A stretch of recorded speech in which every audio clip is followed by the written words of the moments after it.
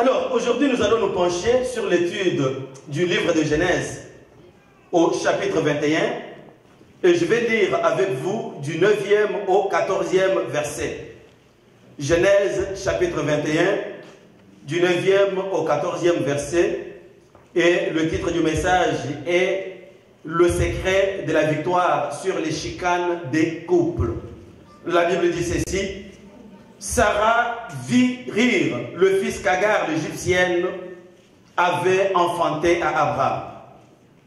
Et il dit à Abraham, chasse cette servante et son fils, car le fils de cette servante n'héritera pas avec mon fils, avec Isaac. Cette parole de plus fort aux yeux d'Abraham à cause de son fils. Mais Dieu dit à Abraham, que cela ne déplaise à tes yeux à cause de l'enfant et de ta servante. Accorde à Sarah tout ce qu'elle te demandera, car c'est d'Isaac que sortira une postérité qui te sera propre. Je ferai aussi une nation du fils de ta servante, car il est ta postérité. Abraham s'éleva de bon matin, il prit du pain et une outre d'eau qu'il donna à Agar et plaça sur son épaule. Il lui remit aussi l'enfant et la renvoya. Père, nous voulons te dire merci. La Bible dit qu'ils seront tous enseignés de Dieu. Nous avons besoin que tu nous enseignes. Ouvre donc notre intelligence et notre entendement. Accorde-nous un cœur avec lequel nous allons recevoir ta parole en tant que la parole de Dieu. Au nom de Jésus-Christ. Amen. Le chapitre 21 du livre de Genèse commence par le récit de la naissance d'Isaac. Et ce récit nous prouve que Dieu est fidèle.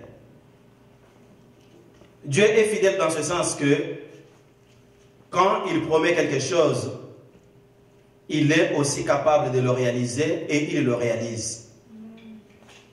Il a promis un jour à Abraham que Sarah, ta femme, aura un fils. Et 25 ans plus tard, cette promesse s'est réalisée. Ce qui prouve que Dieu est fidèle. Il a promis un jour à Abraham que ta descendance sera esclave dans un pays étranger pendant 400 ans. Et après ce temps, je le ramènerai sur cette terre que je te donne en héritage. 4 siècles plus tard, Dieu a ramené Israël d'Égypte sur la terre de Canaan. Encore une fois, la promesse de Dieu s'est réalisée. Il a promis par la bouche du prophète Ésaïe qu'une vierge concevra un jour et enfantera un fils qui sera appelé Emmanuel. 8 siècles plus tard, une vierge a conçu et elle a donné naissance à un fils. Il a promis aux Juifs, lorsqu'ils ont refusé d'accepter le message de Jésus-Christ, lorsqu'ils ont rejeté Jésus en tant que leur Messie, il leur a promis que vous serez amenés captifs à travers toutes les nations de la terre. Mais après cela, vous retournerez sur cette terre de vos ancêtres. 20 siècles après, cette promesse se réalisait. Cela nous fait comprendre, frères et sœurs bien-aimés, que Dieu est fidèle. Amen. Et que s'il promet quelque chose, il va le réaliser, à moins que la promesse ne vienne pas de Dieu. Parce que parfois, il y a des gens qui font parler Dieu. Il y a des gens qui mentent sur le dos de Dieu. Amen. Dieu ne leur a rien dit. Dieu ne leur a rien promis, mais ils disent, Dieu m'a dit, Dieu m'a promis. Si c'est vous qui le dites, ça ne se réalisera pas. Si ça se réalise, c'est une pure coïncidence ou une erreur de circonstance. Mais si c'est Dieu qui le dit, peu importe ce qui va se passer, peu importe le temps que cela va prendre, peu importe les difficultés qui apparaîtront sur le parcours, mais parce que c'est Dieu qui a parlé, un jour, cela va se réaliser.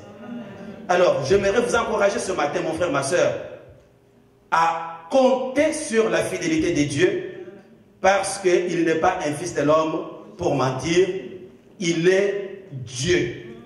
Et dès qu'il promet, tous les anges au ciel se mobilisent pour exécuter ce que Dieu a promis. Voilà ce qui nous donne la force de garder notre foi, parce que nous faisons affaire avec un Dieu fidèle. Mais rendu au verset 9 que nous venons de lire, nous voyons la joie de la naissance d'Isaac se déplace à une forte tension dans le couple d'Abraham et de Sarah. Je répète. Lorsque nous descendons au verset 9 du chapitre 21 que nous venons de lire, la joie fait place à la tension. Si vous lisez, vous trouvez qu'il venait de célébrer l'anniversaire d'Isaac. Et très rapidement, c'est une atmosphère de conflit qui s'installe dans le couple. Tous les couples peuvent connaître le conflit. Tous les couples peuvent être exposés à des tensions, à des incompréhensions, à des malentendus. Mais la première chose que j'aimerais vous faire comprendre ce matin, c'est que la maturité d'un couple dépend de la façon dont il va gérer ces tensions, mais sans jamais ruiner l'avenir du couple. Je répète, tous les couples peuvent être exposés à des incompréhensions, à des difficultés, à des problèmes, à des chicanes. Mais la maturité d'un couple, pour dire que moi je suis mature, je suis un homme mature, je suis une femme mature, la maturité d'un couple dépend de la façon dont il gère ses problèmes, mais sans jamais ruiner, sans jamais hypothéquer l'avenir du couple.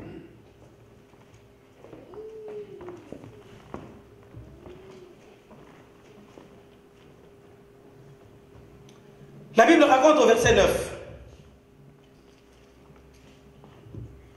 que lorsqu'ils étaient en train de célébrer la fête de la naissance, donc la fête du sévrage, ce que moi j'ai appelé de l'anniversaire d'Isaac, Sarah a observé que Ismaël riait. Et Sarah va prendre la décision de demander à Abraham de chasser Agar et Ismaël. Voilà le début de la tension. Voilà le début des chicanes, parce que la Bible dit que cette demande a beaucoup déplu à Abraham. Lorsqu'il y a tension, il y a toujours des causes de tension. Mais parmi les causes, il faut distinguer les causes apparentes et les causes profondes, les causes superficielles et les causes réelles. Sarah a vu Ismaël rire. Mais on peut rire pour n'importe quoi. L'homme a la faculté de rire, comme il a la faculté de marcher ou de parler. Mais Sarah sait une chose, ça j'aborde l'aspect de la cause profonde. Sarah sait que lorsque Agar a conçu et quand elle a eu un bébé, elle a commencé à maltraiter Sarah. Et c'est ce qui arrive dans la plupart des cas dans les couples polygames. C'est pourquoi il ne faut pas être polygame. Dans les couples polygames, même si les femmes sont spirituelles, elles ne manquent pas de se faire des crocs en jambes. C'est Sarah qui a demandé à Abraham de prendre Agar. Et Agar le savait. C'était comme un cadeau que Sarah donnait à Agar. Dès que Agar a réalisé qu'elle est grosse, elle dit, mais elle a déjà plus de 60 ans. Là, quand elle lave les assiettes, elle envoie un jeton.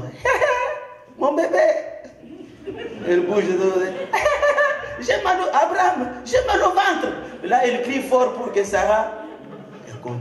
Mais est-ce qu'elle avait réellement mal au ventre? Non. Une façon de martyriser Sarah. Mais qu'est-ce que Sarah pouvait faire? C'est elle qui avait introduit la demande. Néanmoins, elle gardait cela dans son cœur. Elle dit, un jour où Dieu va me visiter, elle verra. Et ce jour est arrivé. Dieu l'a visité. Sarah n'a vu que Ismaël rire. Mais Sarah revient à la charge. Il dit à Abraham, chasse-moi. Regardez bien le texte. Il ne dit pas chasse Agar, chasse Ismaël. Tu dois chasser Agar, cette servante, et son fils. Mais ce n'était pas seulement son fils, c'était aussi le fils d'Abraham. Il ignore comme si Abraham n'avait pas la paternité d'Ismaël. Il dit, fais-moi partir cette servante et son fils. Écoutez, frères et sœurs, Abraham, c'était un vieux sémite là. Et vous savez comment les orientaux sont attachés aux enfants. Et quel enfant? Il a attendu pendant longtemps sans avoir un enfant et aujourd'hui il a Ismaël. Même lorsque Dieu l'avait vu pour lui dire que je vais te bénir. Lorsque Sarah, ta femme, aura un fils, Abraham a ri et il a dit à Dieu, Dieu, qu'Ismaël vive. Et aujourd'hui, c'est Sarah qui lui demande de chasser Ismaël. Je pense que si c'est n'importe quel homme qui se met à la place d'Abraham, même sans parler, son cœur est en train de bouillir au-dedans. La Bible n'a pas fait beaucoup de commentaires sur ça. Je ne sais pas s'il avait déjà commencé à gronder ou s'il avait déjà levé le poing. On va revenir sur ça. Je vous disais tout à l'heure, frères et sœurs bien-aimés, que la première chose que vous devez retenir, que nous devons retenir nous tous, c'est que n'importe quel couple peut avoir des moments de tension, mais la maturité d'un couple, c'est sa capacité à résoudre ses problèmes sans ruiner, sans hypothéquer l'avenir du couple. Et j'ai insisté en vous disant que dans chaque tension dans le couple, il y a les causes. Il y a ce que j'appelle les causes profondes et il y a aussi les causes apparentes. Et il faut connaître ces causes pour être à mesure de gérer les problèmes des couples et d'en sortir victorieux. Parmi ces causes, vous pouvez trouver surtout au milieu de notre génération où nous avons des graves problèmes de couple. Non seulement parmi les païens, mais même parmi les chrétiens, même parmi les serviteurs de Dieu. Parfois, on n'en parle pas. Non, l'Église de Dieu doit parler de tout et sensibiliser chaque fidèle à être attentif à la façon dont il doit gérer son couple parce que sa santé, sa propre santé, sa propre sécurité, son bonheur dépend du bonheur de son couple. Il est parfois malheureux de trouver que nous qui sommes appelés à être la lumière du monde, nous qui sommes appelés à donner un bon témoignage aux païens, mais c'est nous dont les couples sont fragilisés, c'est nous dont les couples vivent en désaccord, c'est nous qui observons même un taux élevé de divorce, c'est nous qui observons même le taux élevé de scandales. Il faut que nous puissions revenir à la parole de Dieu et laisser Dieu nous apprendre. Nous vivons au milieu d'une génération où les couples vivent d'énormes tensions, où les couples vivent d'énormes chicanes. Et ces tensions ont plusieurs origines. Ça peut être des tensions dues tout simplement au saut d'humeur. Quelqu'un se lève le matin, il ne peut plus sourire. Moi, je dis, mais hier, on était bien toute la nuit. Comment est-ce que ce matin, tu ne souris pas? Non, laisse-moi. On va te laisser. Qu'est-ce qui s'est passé? On ne sait pas. Ça peut être le problème d'argent. Je reviendrai sur ça. Hein? Je vais revenir sur ça pour placer un petit mot. Ça peut être le problème de fidélité. Ça peut être le problème d'attention. Il y a plusieurs problèmes. Plusieurs problèmes. Ça peut même être des problèmes de venir en retard à la maison. Ça peut être le problème de cuisine. Ça peut être même des problèmes de chambre à coucher.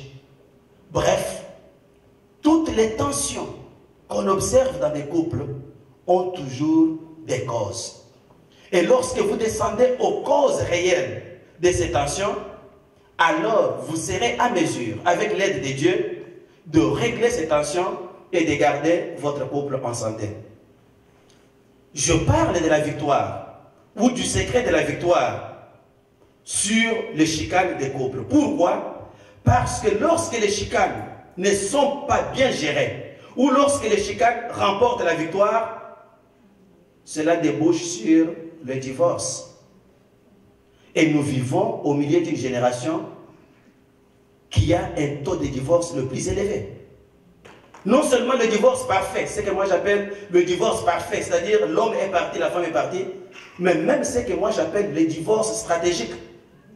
C'est-à-dire quoi? C'est-à-dire que l'homme et la femme continuent à vivre sous le même toit. Mais ils ont deux cuisines. Ils ont deux chambres à coucher. Si la maison c'est un 3,5 qui n'a qu'une seule chambre, ils ont deux lits. Donc le canapé s'improvise être lit, ou le canapé est converti en lit. Et s'il n'y a pas de canapé, ils ont un même lit, mais on est capable de dormir avec le manteau et le soulier. Donc, vous comprenez? Ça, j'appelle moi ça le divorce stratégique, juste pour sauver les meubles. C'est-à-dire, quand on sort dehors, que les gens savent quand même, ou que les gens s'imaginent qu'ils sont... Frère, je suis en train de vous dire des choses vraies. Nombreux que vous voyez à deux en cours de route, c'est juste pour sauver les meubles. Surtout dans des fêtes de mariage, vous voyez tel qui fait entrer l'enfant, l'autre qui fait entrer... Mais ça se limite là-bas dans la salle. Quand on quitte la salle, chacun prend sa direction. Mais quelle image nous projetons, surtout nous, en tant qu'Église? Ma prière à Dieu, qu'il puisse nous aider nous tous à gérer nos couples conformément à sa parole et à faire de nos couples des lieux où il vaut mieux vivre. Et c'est la deuxième chose que j'aimerais partager avec vous, c'est que le dessein de Dieu pour la vie des couples, ou le dessein de Dieu est que la vie des couples soit une expérience merveilleuse, un oasis de paix, un avant-goût du ciel. Je répète, le dessein de Dieu, la vision de Dieu pour le couple. Quand Dieu vous regarde là, il regarde votre couple. Sa vision est que votre couple soit un oasis de paix. Une expérience merveilleuse, un lieu de joie. Ce que j'appelle un avant-goût du ciel. Vous savez qu'au ciel, ce sera la consommation des noces de l'agneau avec l'Église. Donc nous allons expérimenter le vrai mariage au ciel. Question. Si le Saint-Esprit vous demande, et je sais que le Saint-Esprit est en train de vous le demander, est-ce que réellement votre couple est un oasis de paix? Je ne vous demande pas de répondre à haute voix, mais je vous demande de répondre dans le cœur. Puisque en répondant dans votre cœur, vous allez dire la vérité. Puisque vous ne pouvez pas vous mentir à vous-même, vous allez vous dire la vérité que non. Et je vais vous montrer ce qu'il faut faire pour faire de votre couple un oasis de paix. Je dis que la vision de Dieu, c'est que les couples puissent être des oasis de paix, des lieux où on va expérimenter la joie. C'est-à-dire, quand vous entrez, vous rentrez chez vous, mais vous sentez que je rentre chez moi. Je suis au paradis. Je peux sauter, je peux m'épanouir. Je vous renvoie dans Genèse chapitre 2. La Bible dit que Dieu a créé l'homme. Et il a appelé tous les animaux de la terre à faire un défilé devant l'homme pour que l'homme les nomme. Il a nommé le chacal, il a nommé le loup, il a nommé le chien. Quand il nommait le chien aboyait, l'homme a sauté. Pas toi, le passé. Il a nommé le girafe. Quand il a vu le girafe passer avec un long cou, il était grand. Il a nommé l'éléphant. Et lorsqu'il a fini ce travail, l'homme est resté, disons, inquiet. Là, Dieu va observer quelque chose, va dire, l'homme n'a pas reçu quelque chose. Il lui faut que nous puissions lui faire une aide semblable. J'ouvre une petite parenthèse là. Dieu dit que nous devons faire à l'homme une aide semblable. Quand est-ce que quelqu'un a besoin d'aide? Quelqu'un a besoin d'aide lorsqu'il a une mission à remplir, un travail à faire, mais qu'il n'est pas capable de faire seul. Si vous remontez, Dieu a béni l'homme. Il lui a dit, multipliez-vous, remplissez la terre, dominez la terre, colonisez tous les animaux de la terre, domptez la terre. Mais dites-moi, comment est-ce que l'homme à lui seul pouvait se multiplier et remplir la terre? On dirait que Dieu avait sauté quelque chose là. Et il s'est rappelé, ah non, il faut lui faire une aide semblable. C'est-à-dire quoi? C'est-à-dire une personne qui va l'aider à réaliser la vision que nous lui avons donnée. Une personne qui va l'aider à accomplir la mission que nous lui avons confiée. Nous lui avons confié de remplir la terre. Mais seul, il ne peut pas remplir la terre. Il faut à côté de lui une personne qui va l'aider à remplir la terre. En d'autres termes, la femme est une aide pour l'homme et l'homme aussi est une aide pour la femme. C'est ça ce que beaucoup de gens ignorent. Puisque ce n'est pas seulement la femme qui aide l'homme à remplir la terre, mais l'homme aussi aide la femme à remplir la terre. C'est-à-dire ici, c'est l'aide en partenariat. Beaucoup de couples ne comprennent pas ces choses. Et lorsque la femme vient à l'homme, ce sont des textes que vous connaissez, on en parle toujours dans les mariages. Quand l'homme voit la femme, l'homme s'exclame et dit, ah, voici cette fois-ci celle qui est os de mes os et chair de ma chair. Pourquoi l'homme a soupiré? L'homme a soupiré parce qu'il exprimait sa joie. C'est-à-dire qu'il dit, ah, j'ai vu les éléphants passer. Ils marchaient à quatre pattes. Mais là, je vois une femme. Oh! Il a poussé un cri de joie. J'ouvre encore une petite parenthèse dans la parenthèse. Si vous voyez votre femme ou vous voyez votre mari et vous n'êtes pas dans la joie, il faut prier. Il faut prier. Donc le péché se couche à ta porte. C'est impossible, frère. Mais imaginez-vous là, vous êtes appelés à vivre ensemble pendant 50 ans. Et quand vous le voyez, votre cœur bouillonne. Donc vous êtes inquiet, vous êtes mécontent. Qu'est-ce que vous allez faire? Chaque jour, mais vous allez souffrir jusqu'à mourir de cancer là. Parce que chaque jour, vous serez toujours inquiet. Puisqu'il est toujours là, lui ne part pas. Il va au travail, il va revenir là-bas. Et quand il revient, vous tombez malade. Mais vous allez tomber malade en permanence. Vous serez un malade permanent. C'est pourquoi j'ai dit qu'il faut prier. Il faut qu'il y ait la joie. Le couple dans le jardin d'Éden nous a montré le secret de cette dimension. La joie. Donc quand tu vois l'homme, tu souris, tu dis waouh, l'os de mes os est arrivé, mon chéri est arrivé. Quand tu vois la femme, waouh, ma chérie est arrivée. Comment ça va bien. On doit passer par là, frères et sœurs. Et lorsque tu n'exprimes pas cette joie, tu y as un problème. Mais il faut corriger le problème pour que tu retrouves ta santé, tu sois bien. Amen, Église. Et tu dois être satisfait. L'homme était satisfait. Il a pris sa femme, il a tourné le dos à Dieu. Ils se sont retirés. Ils sont partis. Donc, c'est très important que chaque frère, chaque soeur, chaque couple réalise que dans la vision de Dieu, notre couple est appelé à être une fontaine de paix. Et quand le couple est une fontaine de paix, la chose qu'on appelle adultère, ça ne peut pas se nommer dans le couple. Pourquoi? La Bible dit, j'aime bien ce texte. La Bible dit, cherchez et vous trouverez. Donc, si vous continuez à chercher, c'est que vous n'avez pas encore trouvé ou vous avez mal trouvé. La Bible dit encore que il en est du royaume du ciel comme d'un homme, d'un marchand qui était à la recherche de perles. Et quand il a trouvé la perle de plus grande valeur, qu'est-ce qu'il a fait? Il a vendu toutes les autres perles de petite valeur pour qu'il puisse se procurer la perle de grande valeur. Si mon frère, ma soeur, vous ne réalisez pas que votre femme, votre mari, c'est ça la perle de grande valeur, alors vous allez battre des paupières à tous les coins des rues. Pour voir, vous avez enlevé des lunettes pour regarder à gauche, à droite, parce que vous êtes encore au stade des chercheurs. Non, il faut mettre fin à la recherche, frère.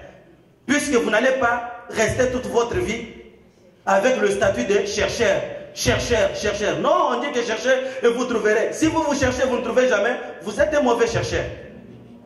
Mais quand vous trouvez, et si ce que vous avez trouvé, c'est la perle de grand prix, c'est que toutes les petites perles doivent être soit jetées à la poubelle, ou carrément vendues à ceux qui ont des yeux pour les apprécier, frère. Vous avez dépassé ce niveau-là, vous êtes rendu au niveau des perles à grand prix. Est-ce qu'il y a quelqu'un qui m'entend bien ce matin? Je voudrais parler de ces hommes qui sont toujours à chaque coin de rue en train de regarder à gauche, à droite, même en étant chrétiens, même en étant des ministres de Dieu. Eh frère, vous servez quel Dieu?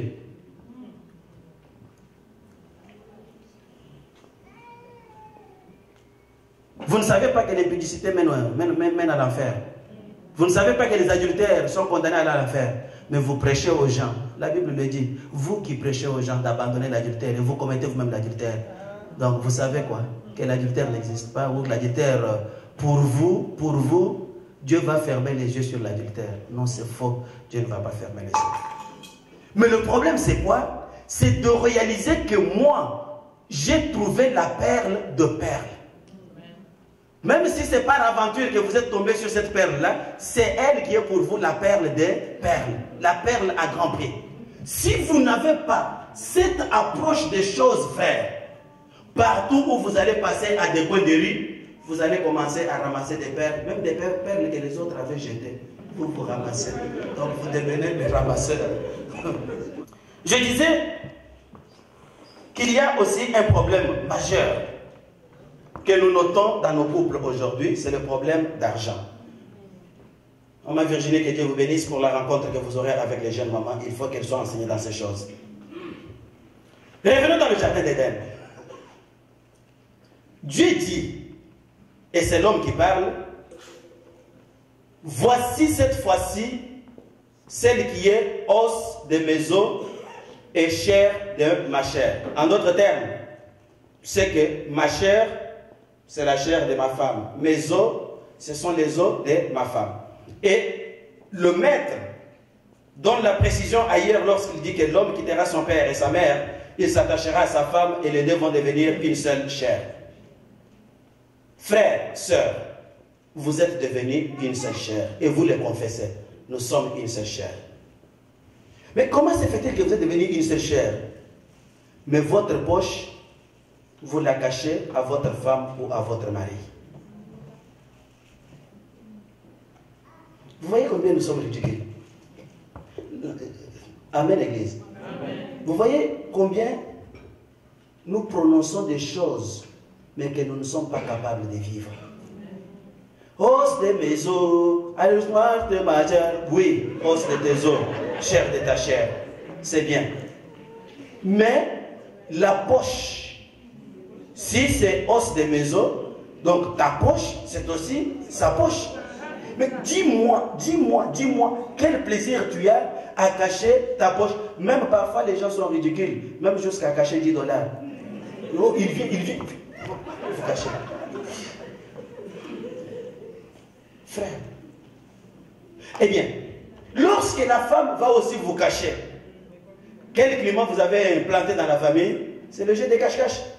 Quand on était enfant, tu viens, tu touches, tu te caches, tu touches, tu te caches. Et puis, dites-moi, quel avenir vous pouvez donner à votre couple?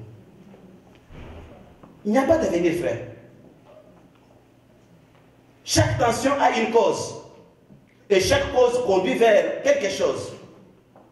Lorsque vous commencez à s'aimer de telles choses, c'est bien clair qu'un jour, votre couple sera fragilisé. Si c'est vraiment la perle à grand prix que vous avez découvert, si c'est vraiment votre femme, mes frères, vous êtes un. Et en tant que vous êtes un, tout ce que vous avez doit être un et placé sur la table. C'est bien clair là. Si vous arrivez de mourir cette nuit, qui va prendre l'argent qui va laisser? Il y en a qui vont laisser l'argent au gouvernement, mais leurs enfants vont mourir pauvres. Parce qu'ils ne savent même pas que papa a caché quelque chose là-bas. Même dans le séjour des morts, Lucifer risque d'ordonner qu'on vous gifle.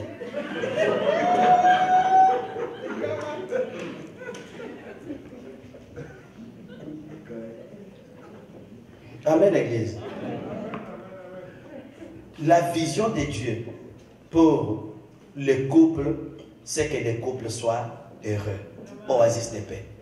Mais pour réussir à être cette oasis de paix, et c'est la troisième chose que je vais partager avec vous, c'est que il faut placer Dieu au centre de votre vie conjugale. Beaucoup de gens s'amusent.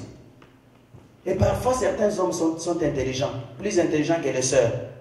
Dieu sait, non, on va à l'église. Je laisse ma femme aller à l'église. Non, c'est parce qu'il sait que si elle va à l'église et se connecte avec Dieu, j'aurai une bonne femme à la maison. Mais lui reste parce que lui a envie d'aller toucher à gauche, d'aller toucher à droite. Eh femme, faites aussi un effort, dis que si tu m'envoies, toi aussi viens. Comme ça, lorsque nous deux, nous serons placés sous l'autorité d'un même Dieu, alors nous allons comprendre comment les choses se passent et nous allons stabiliser notre couple. Revenons à l'histoire d'Abraham. La Bible dit au verset 9 que Sarah a vu Ismaël, le fils d'Agar, en train de rire.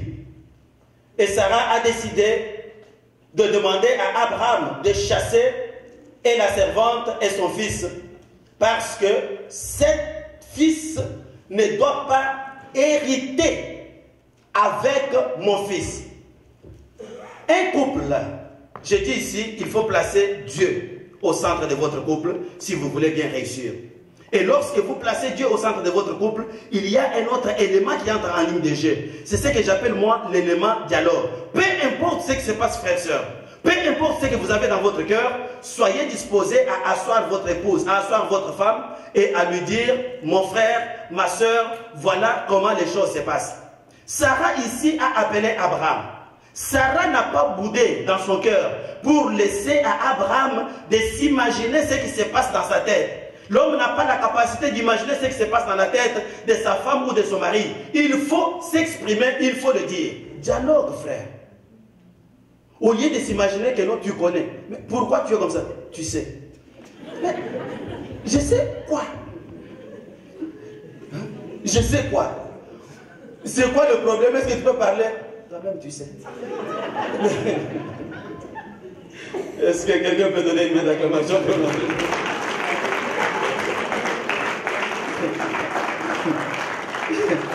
Je vois beaucoup de mamans sourire dans la salle. D'autres sourire, même se tenir le nez, dit je me retrouve. Toi-même, tu sais quoi? Hein? Ouvre la bouche, parle, non? Le problème, c'est 1, 2, 3, 4. Et à partir de là, vous pouvez commencer à discuter et avec l'aide de Dieu, vous allez trouver une solution.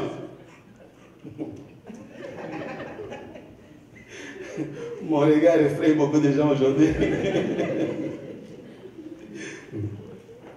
Et lorsque Sarah s'est exprimée, la Bible dit d'Abraham que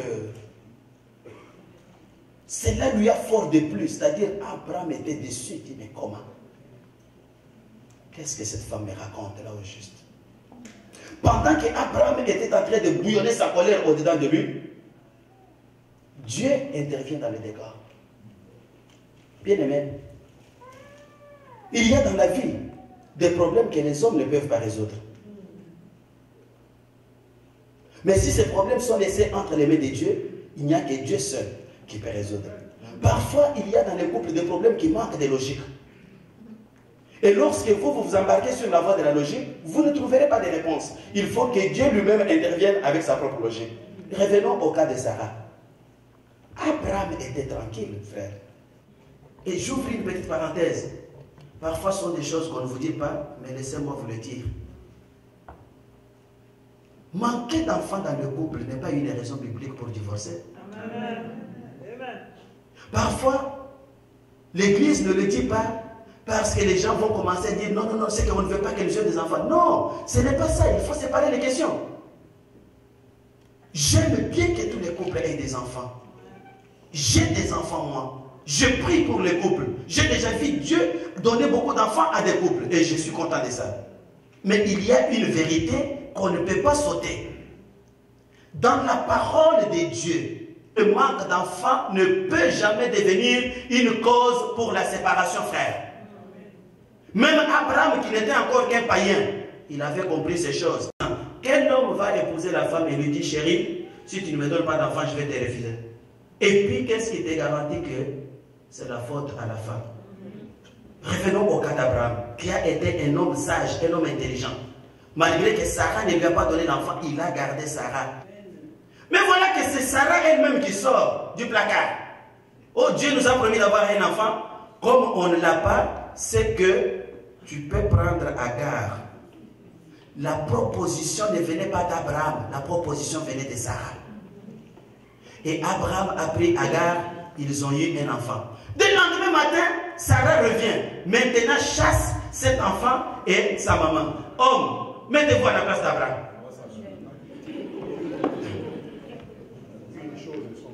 Amen, Église. Est-ce qu'il y a de la logique dans ça? Il y a parfois dans les couples des problèmes qui sont difficiles, sans logique. Et si vous utilisez la logique, vous n'arrivez pas. Abraham, je pense qu'il a réfléchi comme nous. Même moi, j'aurais réfléchi comme Abraham. J'ai dit, mais écoute, Dieu, c'est toi qui m'as donné cette servante et il m'a donné un enfant qui me ressemble. Si toi, tu ne veux pas de cet enfant, tu peux partir.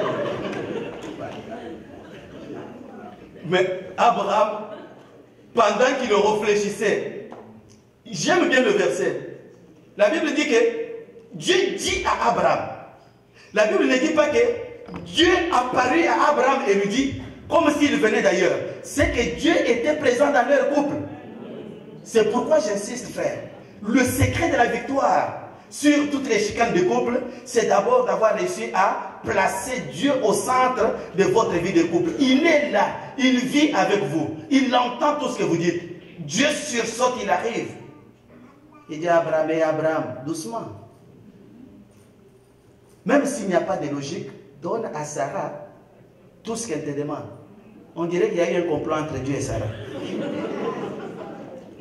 Et effectivement, il y avait un complot. Sarah, je ne sais pas quelle est l'idée. Vous savez que les femmes sont très intelligentes. Hommes, faites attention.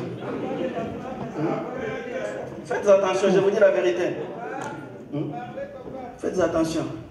Sarah avait bien retenu ce que Dieu avait donné comme promesse depuis Babylone. Il a dit que Sarah, ta femme, aura un fils. Et c'est de cette postérité-là, c'est sur ce fils-là que sera répandue la bénédiction. C'est lui ta vraie postérité. Sarah savait ça, mais Abraham lui avait oublié. Puisqu'Abraham croyait que les choses vont passer à Ismaël. Mais Sarah dit non, non, non, non, non, non. Ce fils d'esclave ne pourra pas hériter avec mon fils. Dieu vient, il dit à Abraham, oui, oui, oui, oui, oui, Sarah a raison, ce fils-là, je vais aussi le bénir, mais quant à l'héritage, c'est lui qui est ta postérité. Lorsque on place Dieu au centre de la vie conjugale, il y a une deuxième chose qui se rattache à ça. Il faut obéir, écouter la voix de Dieu. Quand Abraham a écouté la voix de Dieu, qu'est-ce qu'Abraham a fait? Abraham a arrêté la chicane. Il y a une femme qui a raconté à un pasteur un jour que lorsque on s'est marié, j'aimais beaucoup mon mari. C'est moi qui le menais. Je le menais avec mon petit doigt. Et chaque fois que nous nous querellions, c'est lui qui prenait l'initiative de venir faire la paix. Il m'achetait les cadeaux, il faisait tout ce que je voulais, et moi, je ne faisais rien. Mais aujourd'hui, il a changé, et c'est moi qui cours derrière lui. Question. Est-ce qu'il avait mis ses caprices au centre du couple, ou il avait laissé Dieu au centre du couple? Il dit que non, moi j'ai mené mon mari comme mon petit doigt. Il y a des femmes qui trouvent du plaisir dans ça. Et chez moi là, on ne bouge pas. Quand je fais comme ça, s'il ne le fait pas, ce jour-là je porte le pantalon jean, je porte ma ceinture. On va voir. On porte le pantalon jean, on porte la ceinture. On va voir. Et jusqu'au moment où lui, même si moi j'ai mal fait, c'est lui qui doit venir. Hé frère, vous êtes en train de faire quoi? De miner votre propre couple.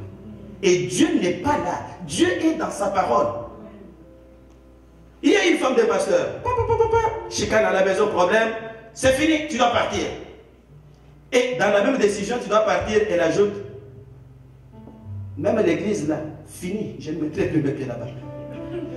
Frère, sœur, qu'est-ce que l'église a fait? C'est-à-dire quoi? C'est-à-dire que je connais Dieu, mais je ne voudrais pas l'écouter. Ah, là il y a un danger. Vous voulez que les couples puissent dominer sur les chicanes, non seulement placer Dieu, mais être aussi disposés à l'écouter. C'est-à-dire quoi? Quand la parole de Dieu dit, demande pardon, tu as mal agi, que tu sois homme, que tu sois femme, si tu respectes Dieu, tu respectes sa parole.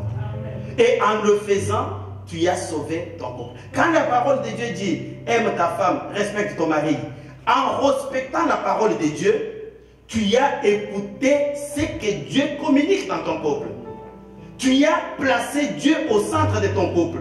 Et en plaçant Dieu au centre de ton couple, Dieu devient non seulement votre protecteur, mais il devient aussi votre pourvoyeur et votre arbitre. Quand il y a une petite chicane, des petites incompréhensions, c'est Dieu qui apparaît en tant qu'arbitre et il règle. Conséquence, vous avez la victoire sur toutes les chicanes, et lorsque les autres vous regardent, ils vous apprécient, ils peuvent dire, oh, ce papa-là, cette maman-là, ils ont fait 50 ans de mariage, je me demande qu'est-ce qu'ils ont fait. Non, ils ont été à l'écoute de Dieu, et Dieu les a secourus. Le secret de la victoire sur les chicanes des couples. Les chicanes peuvent être là, peuvent arriver, mais la maturité d'un couple, c'est sa capacité à gérer les chicanes sans jamais ruiner l'avenir de son couple. Et pour réussir à bien gérer ces chicanes sans ruiner l'avenir du couple, il faut d'abord comprendre que le dessein de Dieu pour le couple est que le couple devienne un oasis de paix. Et pour que ce couple devienne un oasis de paix, il faut placer Dieu au centre et l'écouter. Quand vous l'écoutez, il va intervenir comme votre arbitre. Même les problèmes les plus difficiles, c'est lui qui va trouver solution. Agar et Ismaël sont partis. Abraham et Sarah sont restés jusqu'à la mort et les bénédictions ont été répandues sur Isaac. Que celui qui a des oreilles pour entendre. Ah oui, on peut donner une main d'acclamation à notre Dieu. Que Dieu vous bénisse. Merci. Give myself away. My life does not belong to me. Give myself away. I want to be used by you. So you can use me. I give myself